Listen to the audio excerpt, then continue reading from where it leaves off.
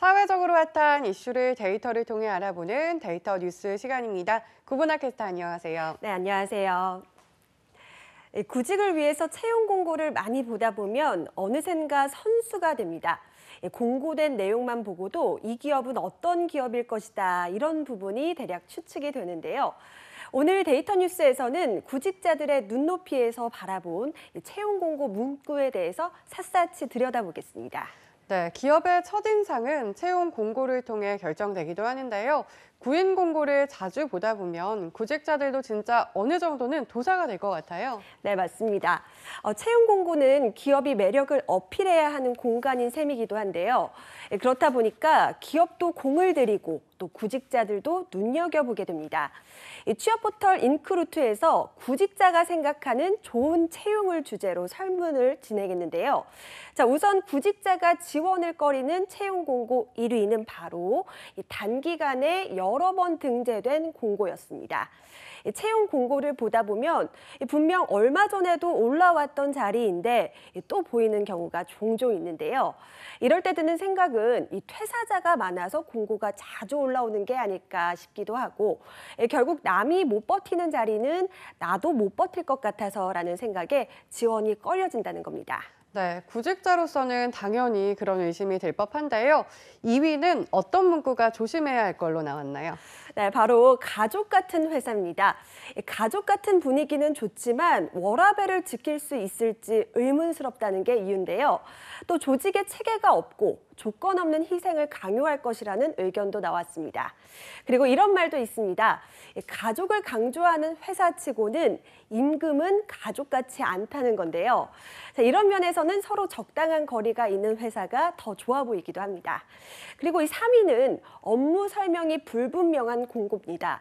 응답자들은 독박 노동 우려, 또 원치 않는 업무 비중이 훨씬 더 크지 않을까 싶은 이 걱정을 이유로 들었는데요. 이어서 4위는 기본급보다 인센티브를 강조하는 문구였습니다. 즉 수익이 일정하지 않거나 연봉 기준이 불명확할 것 같다는 생각 때문이었습니다. 네, 그렇다면 이와 반대로 구직자가 매력을 느끼는 보자마자 지원하기가 누르고 싶어지는 공고 문구는 뭐였을까요? 네, 이 매력적인 채용 공고 1위는 바로 주 4일 4.5일 문구였습니다.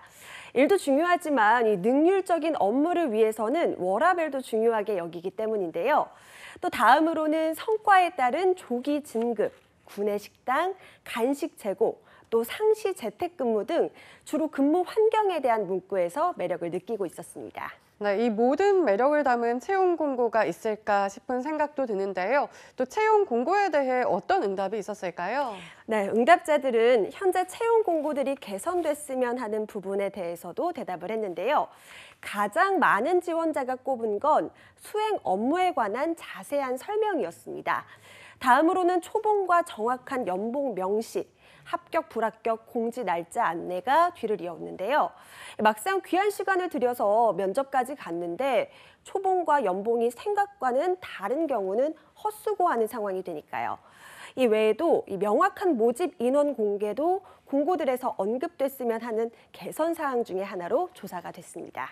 네, 요즘은 수시 채용 관련 공고가 많다 보니 이런 상세 내용이 담기지 않은 경우도 많은데 이 부분에 대한 조사도 있었을까요? 네, 그렇습니다.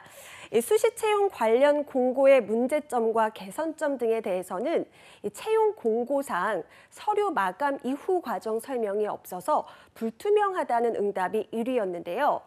여전히 직장인들이 즐겨 찾는 블라인드 앱에서는 공기업, 사기업 등 조직 유형을 가리지 않고 채용 비리, 낙하산 인사에 대한 불만이 쏟아지고 있는 만큼 이 수시 채용 자체 과정까지 의심하게 된다는 겁니다. 또 다음으로는 신입 채용임에도 과도한 전문성을 요구하는 경우, 또 합격자 발표일을 명시 안 한다거나 합격자만 알려주는 서류 심사 결과 등이 순위에 있었습니다. 네, 맞습니다. 지원자들은 목을 빼고 연락을 기다리게 되는데 합격이든 불합격이든 꼭 연락은 필요하지 않을까 싶습니다. 그런데 반면 기업들도 분명 꺼려지는 구직자들 유형이 있지 않을까 싶은데요. 네, 흔히 기업 입장에서는 공백기가 긴 구직자가 가장 꺼려질 것이다. 이렇게 생각을 하는데요.